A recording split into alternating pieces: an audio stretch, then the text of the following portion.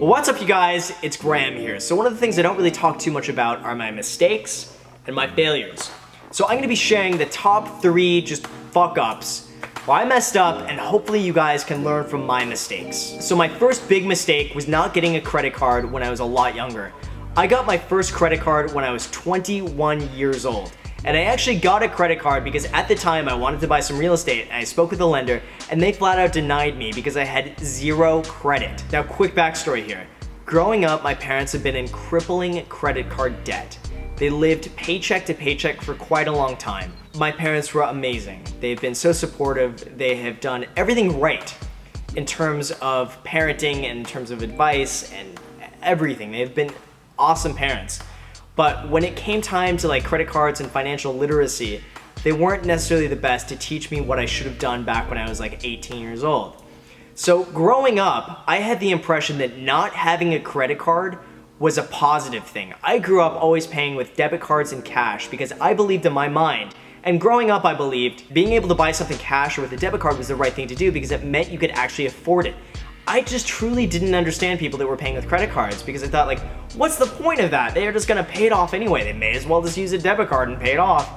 And in my mind, I thought that I was the shit, never having to use a credit card. And in my mind, I thought that, like, I'm gonna be the only person who's ever able to get through life without having a credit card ever. And that's gonna be so cool, and I'm just gonna do everything cash because I never need a credit card and I'm better than that. What a mistake. What a mistake that was in 2011, 2012 when no bank wanted to give me a loan. It was quite the wake-up call, so I ended up getting a credit card shortly after that.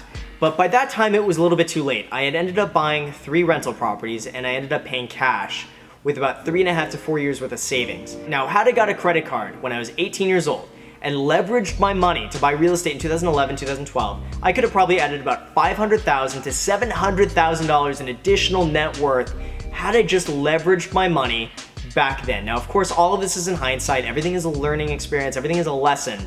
But at the same time, I look back, and that is probably one of the biggest mistakes that I made, is not getting a credit card when I was younger. And again, it was just this backwards financial advice that I had just grown up with, that credit cards were bad, that credit cards were evil, and that I was a better person for not having a credit card. What a mistake. But again, it's a learning experience. I got a credit card shortly after that. And now my credit score is about 780. I don't have any problems getting a loan, and growing my credit has been such a great experience. So for all of you watching, if you don't have a credit card right now, I highly recommend getting a credit card as soon as you can. Even if it's like a $300 secured credit card limit, it doesn't really matter. Just get something. If you're under the age of 18, even ask your parents to co-sign with you for a small credit card, maybe just a few $100s. Put your expenses on it, pay it off in full at the end of the month, and at least start building your credit. That is gonna pay off huge by the time you're older. So seriously, take my advice on that. The next thing I messed up on was shortly after the credit card fiasco, and that was picking the first tenant that came to rent my property. Again, here's a quick backstory. In 2012, I had closed on one of my rental properties. And at the time, I was buying 2 other properties at the same time, remodeling those 2 properties at the same time. And essentially, I was wiped out financially. I had $0 left in my bank account at the time. I actually had to borrow almost $2,000 from my grandma to help pay off a contractor so I can finish the work because I got tapped out. I literally invested every single cent I had in these properties, in real estate. I had nothing left. My bank account was 0 at the time. So I was a little bit anxious when it came time to rent out my property because I knew as soon as I rented it out, I'd get first month rent, I'd get a security deposit. That would be enough to pay off my grandma and at least add some sort of cushion to my bank account. Well, I put my property online on Craigslist and a tenant came in. He came to my office and I met him and he seemed like a really nice guy. Now, I hate to judge people based off their appearance, but this guy seemed like a pretty clean shaven guy, was wearing a nice button-down shirt, khakis, dress shoes. He seemed pretty well put together. He was there with his girlfriend as well. She also seemed fairly well put together. We chatted for a minute. I got their application. Now, their credit was a little bit shaky. He had really bad credit from defaults. Now, back in that time between 2009 and 2011, 2012, it wasn't uncommon for someone to have defaults. Everything with the economy happened at the same time. Everything crashed at the same time. So a lot of people were experiencing problems with their credit report. I honestly overlooked a lot of the red flags. He also had a cash business and she was a psychic. So they couldn't really prove where all the money was coming from. It was really just like regular cash deposits in her bank account.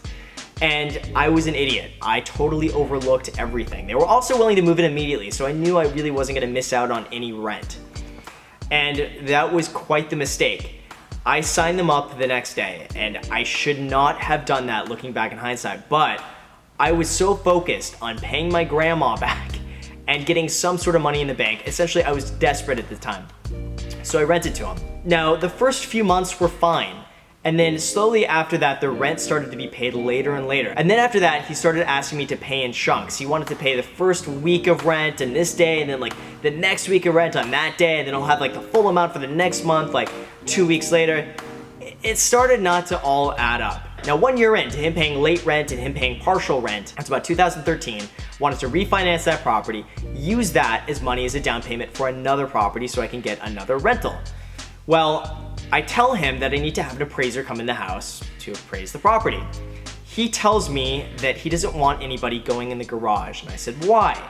And he says, well, I don't want anybody to get the wrong idea. You see, I'm growing roses, and there's some stuff set up in the garage, and I don't want people to get the wrong idea. I'm like, dude, you growing weed? I mean, just fucking tell me, are you growing weed in my garage? Well, he said, yes, I am growing weed, but it's totally legal. I got my card and everything. I'm a licensed grower. But yeah, man, so I didn't tell you because thought you wouldn't accept me. And I'm like, fucking no shit, man, really. So I had my appraiser go through the property, and sure enough, he sees the weed in the garage, and my loan is denied based off the weed in the garage. They said they'll give me the loan if all the weed is removed, but at that point, the tenant just stopped paying rent entirely. He knew that I was pissed off. He knew that I was going to be evicting him. So he just quit paying his rent 100%. I had to evict this guy. It took me about 3 months to evict him. So let me tell you what was involved in that. It was 3 months of lost rent. It was also over $1,000 in legal fees to get him evicted. And then when he left, he totally vandalized the property. He broke a lot of the windows, he broke a lot of the appliances. Now, I went to my insurance company afterwards to tell them about all of this, and they called it hard living, and that they weren't gonna cover someone's excess wear and tear, even though it was like blatantly vandalism. So all in all, he pretty much ruined my entire year's worth of profit on that home within about 4 months. Definitely was quite a learning experience. Now, that all happened for a few reasons. 1, I was impatient. 2, I was desperate for money at the time. And 3, I didn't do the proper due diligence into the background of who this tenant was. In hindsight, I should have done way more research. I should have been much pickier. I should have waited another week or two, because in the end, that really wouldn't have made that big of a difference. And I shouldn't have picked this tenant. Now, my last mistake is not so much as a mistake as it is a regret. As a lot of you know, I never went to college. So when I was 18 years old, I started selling real estate, and I had all of my group of friends from high school go off to college at that time, and then I pursued real estate. Now, most of them went off to college out of state or on the East Coast, and I was kind of left here all alone, being 18 years old, really not having anybody to hang out with. And it's one of the parts I really don't talk too much about, because for me it was a really tough time. But from 18 to 21, I barely had any friends. I had very few people that I could hang out with. I would go to work at 18 years old and hang out with people who were 35 to like 50 years old all day. That was all I was surrounded with. And not being 21, like I couldn't go out with anybody to bars or anything like that. So it was at this weird age where everyone I worked with was much older than me, and all my friends went off to college and were doing their own thing, and I really was somewhat all alone. And when I would see my friends, it was really weird.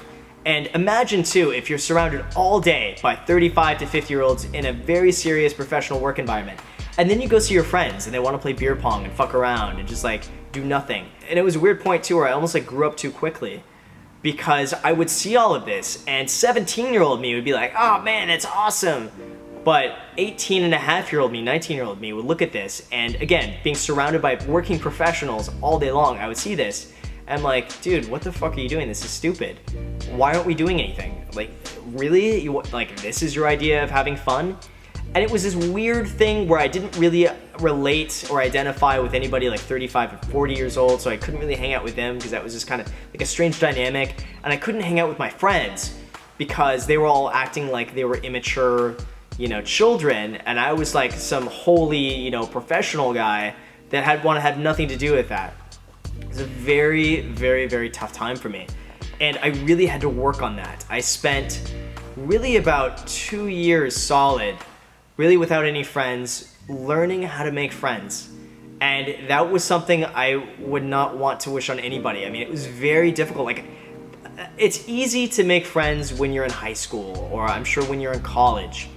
But when you're outside of that, actually meeting people outside of work, where everyone that I was working with was a lot older, is really hard. I mean, I had maybe 2 or 3 friends at the most that I'd be able to like actually hang out with, and those were introduced to usually like by like work contacts and stuff like that. So it was very tough, and I spent probably about 2-3 years really trying to like actually build friendships. I mean, it was really tough. It was really hard to do. And thankfully now I've been able to cultivate some great friendships that I wouldn't trade for anything.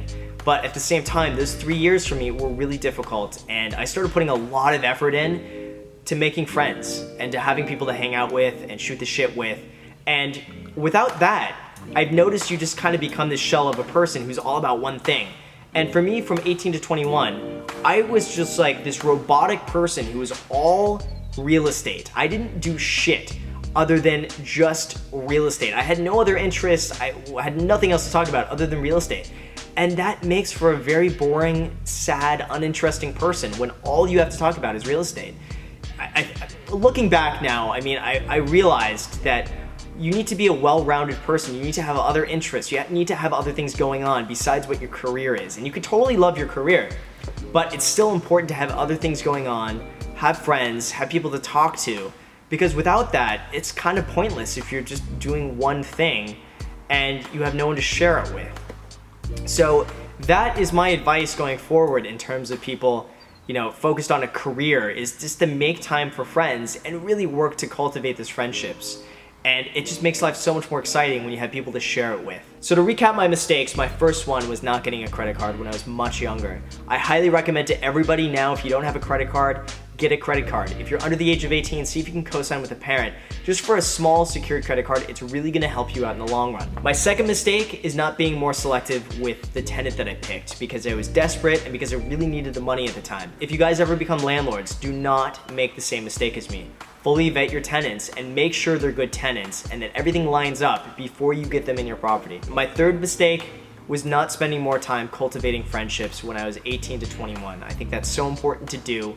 So if you're at that point in your career where you're really focused a lot on career, make some time still for your friends. That's very important. Or make sure to put yourself out there and learn the skills to actually meet other people your own age. So as always, you guys, thank you so much for watching my videos. It really means the world to me. And if you enjoyed this, feel free to give it a like.